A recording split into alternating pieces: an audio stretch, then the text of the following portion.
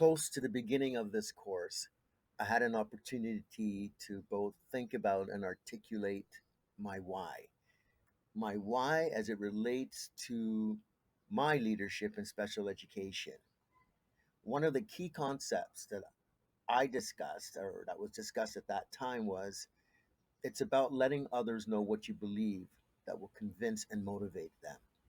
I believe that special education requires a particular type of leadership, care, and mindset.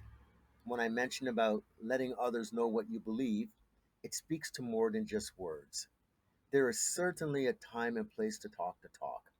However, being present for and genuinely collaborating with students, teachers, and parents to establish and maintain an inclusive and empowering learning environment and climate that treasures equity of access, opportunities, and achievement for all students, and especially for those students who may encounter greater challenges due to their specific, for instance, racial, economic, physical, intellectual, and or other special profile needs, activates a belief system that can be more profound, memorable, contagious, and sustainable than just words alone. People need to see your beliefs in action. Knowing and believing in why you are doing something will sustain you and most likely the others that you lead through good and challenging times. I believe that dealing with and providing leadership in the area of special education can result in an immense sense of satisfaction and accomplishment.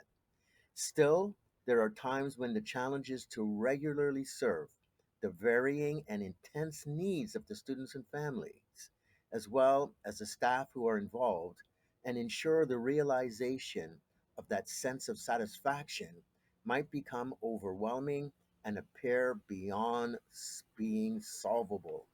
Yet, every student deserves to have the committed and collaborative efforts of a community of practitioners, a community of practice that seek out creative and sustainable solutions that go beyond the frustration, disappointment, and or discord towards the achievement of their beliefs, which are centered on and invigorated by the why of what you are doing. The third and final key concept um, that I articulated about the why, my why specifically, as it relates to my leadership in special education, was about identifying my purpose, cause, and belief, and that by doing that, that it would inspire others to follow you, to follow me. Simon Sinek explained that powerful leaders identify their purpose, cause, and belief, their why, which then inspires others to follow them. My why in education as a whole, but special education specifically, is that all students deserve to feel a part of the school and the school community and to have learning opportunities that are equitable and that allow them to meet their individual needs. Throughout my day, um, I found that as a vice principal, I was constantly working on making connections, offering choices, and inspiring students to be their best, right at a time when their classroom teachers, it seemed, had possibly given up on them. I found that students who were not complying or completing a task appropriately were sent to my room, my office, for quote unquote assistance. It was here where I was able to model how to respect them for who they are, for who they are as a person, as a student. I encouraged them to keep trying and I gave them a chance to develop some success and feel proud about it. As I modeled these actions and lived out my why, I developed a network of other staff who believed in the same philosophy, who reached out to certain students to help them feel included and valued as a member of the school community. It's my dream that more teachers will see the positive impact that we have made with students and begin to join and contribute to that community of practice. There are two fundamental problems, I think, in our approach to inclusivity. First of all, and I'll comment on them both. The first issue is the ubiquity, the commonality across the Western world of what I'll call pull-out remediation programs still. So we say they're inclusive, But in fact, and teachers have this problem all the time, in fact, in some of the toughest schools to work in, with incredible diversity, with the impacts of poverty there, it's hard to get going with some continuity because, oops, I just lost 5 to the speech pathologists. Oh, you've got to be pulled out for your remediation there. Well, the kids who are ascertained for this special ed issue have to go over there, etc. So the problem that we've got, the first problem that we've got is the incentivization through separate funding, through ascertainment schemes, etc., of the pull-out and remedial model. So we talk about inclusivity, but in fact, we fail to make the revolution in the mainstream ways that we teach because we still rely upon the specialists to do this and the pull-out there and the pull-out there. And part of the problem we have at the school level is trying to get a lot of the pull-out remediation models to actually fly in formation. I mean, I've actually seen children who are, the same child is diagnosed by a speech pathologist as having one phenomenon, is diagnosed by a linguist, second language expert, as having dialect interference. As simultaneously, the same phenomenon is diagnosed by an educational psychologist as being a cognitive or developmental issue. So trying to get the pull-out remediation systems, which already disrupt your timetable, to somehow work in a coordinated fashion so that they aren't pulling the kid this way and pulling the kid that way and pulling the kid that way and disrupting the timetable simultaneously is a real problem in inclusive education. But so that's one set of very practical issues that we have, is that on the one hand we talk inclusion, on the other hand, because there's a separate bucket of money for this remediation and a separate bucket for money for there and 13 categories of ascertainment, etc., basically the mainstream never gets fundamentally altered because bodies are moving in and out all the time by specialist remediation models, okay? I think FSL is a great case to highlight promising practices within the TDSB when it comes to inclusion. School and board leaders are supporters of inclusive education and are knowledgeable about the benefits of French as a second language, FSL. They demonstrate a commitment to reflection on and continuous improvement of policies and practices. All students are welcomed and respected in core French, extended French, and French immersion programs. FSL classrooms reflect the full diversity of learners in the community, and I would say even a wider diversity of educators and instructors as well. Collaboration problem solving is used when students are not succeeding in FSL. Educators, students, and parents share in decisions about participation in FSL programs, and there's regular communication about the students' progress. Different modes of instruction and assessments are used to maximize student success in achievement of the FSL curriculum expectations for individual goals outlined in a student's IEP. So these are just some examples of how one program area, one subject area, one content subject area, if you would, in the TDSB is doing all they can to support inclusive education. So that's part of a very practical problem that is there in many schools. But on the other hand, and this certainly comes into play in the recent work that we've done on Indigenous education in Australia, is teachers and principals and instructional leaders and systems continually are searching for this holy grail of a magic bullet way of teaching that will solve the problem of all kids.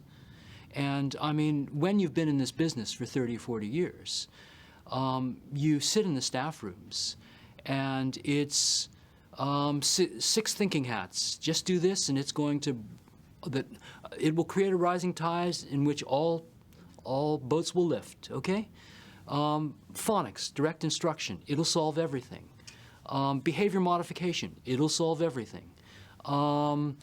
Let's see, constructivism, it'll solve everything. Culturally appropriate pedagogy, it will solve everything. So what we get is this continuous century-long search for a magic pedagogy that will somehow create a rising tide that will lift all children. Okay? Well, ladies and gentlemen, there is no such animal. Okay? There is no universal pedagogy that will work in all subject areas or in one subject area for all kids, full stop.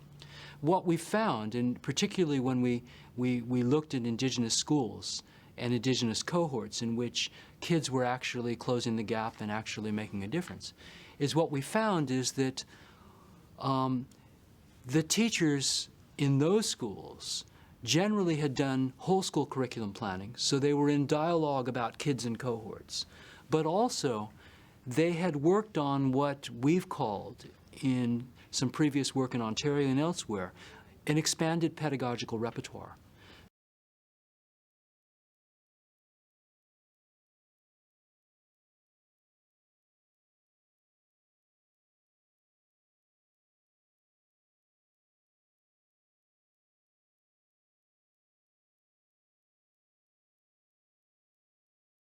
So effective teaching is when teachers have the capacity to vary their instruction depending upon the, the child's cultural strengths, background knowledge, capacity in a particular area, and the target knowledge or the target skill or the target capacity that they're teaching to. For some things, didactic instruction works very well, and for some kids, didactic instruction works very well. For other topics, issues in kids, constructivist, hands-on, task-based learning is going to work very well. For some issues and matters, inquiry learning is going to work very well. Now, you mentioned default modes. The fundamental problem that we have is that without an expanded repertoire, you get stuck in one mode. In the search for magic bullet, you can get stuck in one mode, when in fact, effective schools and effective teachers have teachers who master repertoire and are able to shift with a great deal of versatility, even within one instructional day, through a range of different instructional approaches that meet different kids' needs and target area needs. So for inclusion, what we need is people who can dance a number of dance steps,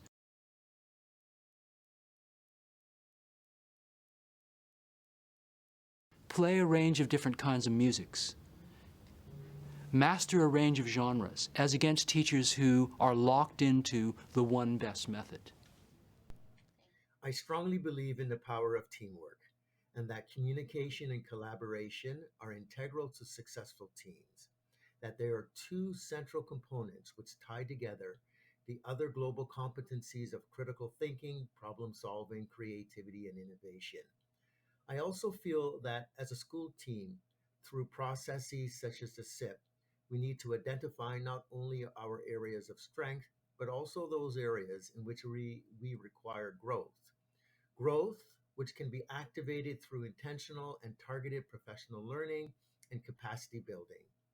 John C. Maxwell's chapter entitled The Law of Reproduction, It Takes a Leader to Raise Up a Leader, in his book, The 21 Irrefutable Laws of Leadership, talks about creating an eagle environment, an environment where leadership is valued and taught, not only attracting eagles, but teaching them to learn to fly. The chapter goes on to explain the positive results of good leaders producing themselves. As a school leader, I agree that it's important to encourage leadership and to recognize and communicate that that leadership begins in the classroom, particularly when supporting students with special education needs, and that having an effective and practical facility and confidence in implementing a variety of required learning strategies and approaches is essential to the success of educators who work with those students who have special education needs. One of the best ways as a leader to do this, I believe, is by modeling the need for and value of capacity building. School leaders need to identify and be a part of the learning and capacity building that takes place in their schools. I believe that having a mentally healthy school is very important. At the least, making efforts towards establishing a mentally healthy school as far reaching with staff, students, and parents is very important. So that's why, in addition to using Leading Mentally Healthy Schools reflection tool, with parents and with students, I would also implement it at a staff meeting early in the school year and intentionally and systematically use the results as a provocation or as provocations at subsequent meetings throughout the school year for conversations, planning, check ins, support, and balances.